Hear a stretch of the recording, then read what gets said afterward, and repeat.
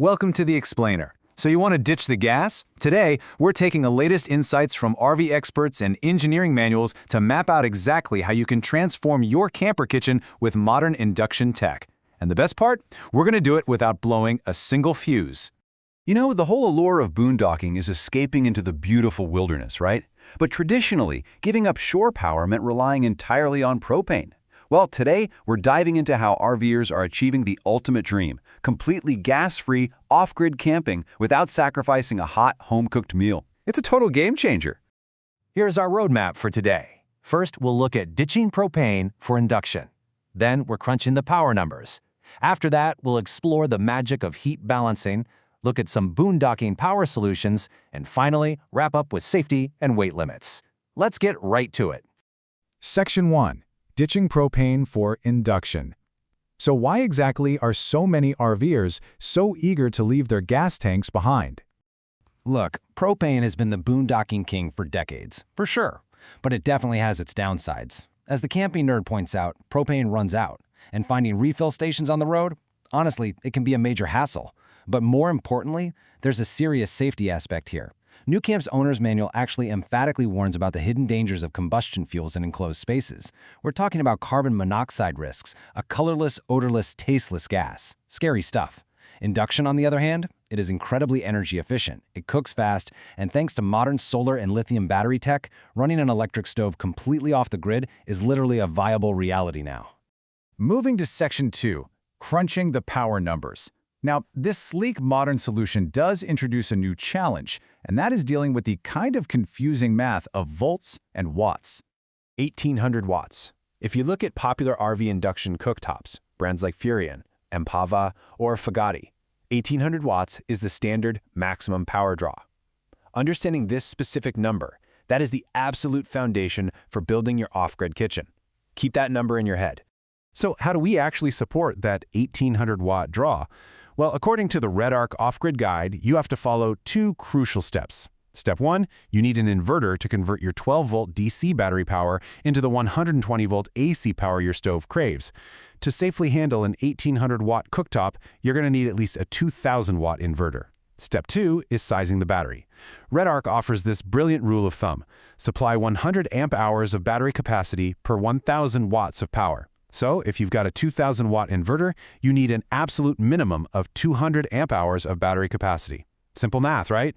But here's the catch. Not all batteries are created equal. To hit that 200 amp-hour requirement without completely overloading your rig, you've got to choose your chemistry wisely.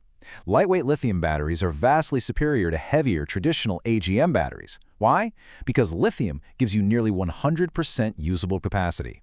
If you went with AGM, you'd actually need twice as many heavy batteries just to get the exact same cooking time. Nobody wants to haul that extra weight. Which brings us to Section 3, the magic of heat balancing. Now, here is a bit of a puzzle for you.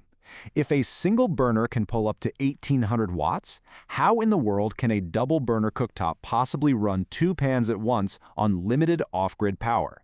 The answer is heat balancing, or sometimes it's called power sharing.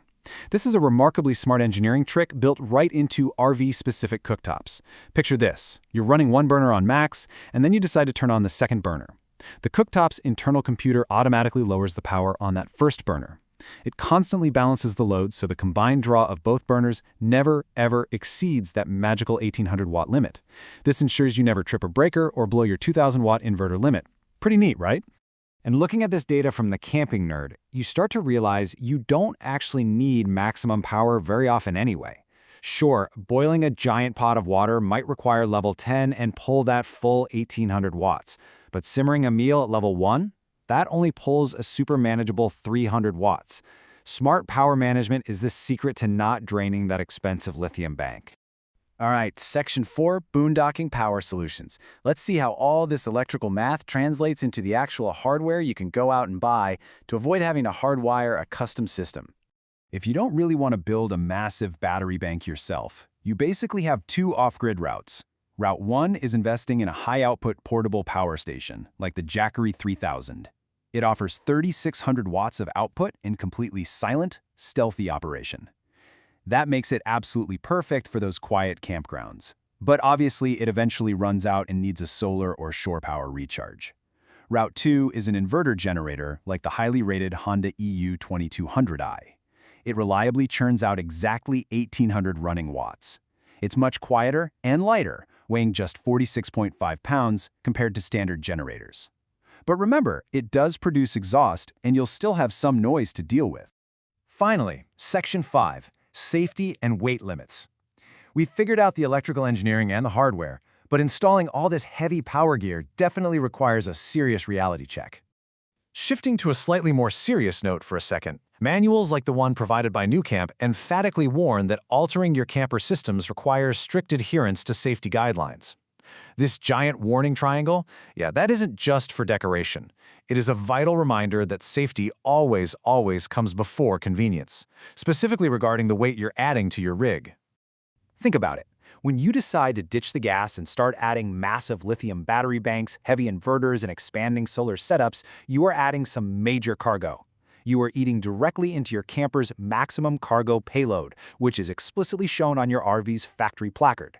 You absolutely must calculate the weight of every single piece of tech you add to ensure you don't exceed your gross vehicle weight rating. It's absolutely crucial. And it's not just about the total weight either, it's about where you put it. Overloading your rig with heavy tech shifts the center of gravity. As NewCamp explains, your camper's center of gravity, point B, absolutely must fall within the truck's recommended zone, point C and D. If you shove heavy lithium batteries in the wrong spot, it dramatically affects your rig dynamics. We're talking increased stopping distances, impaired rear visibility, and a severe impact on your overall safety when you're hauling at maximum recommended highway speeds of 65 miles per hour. No one wants to mess around with that. So, that brings us to the final question. With the power math clearly crunched and your payload limits strictly defined, are you ready to balance the numbers for the ultimate off-grid cooking experience? Or is the simplicity of that old propane tank suddenly looking just a little more appealing? We'd love to hear your thoughts. Keep crunching those numbers and safe travels out there.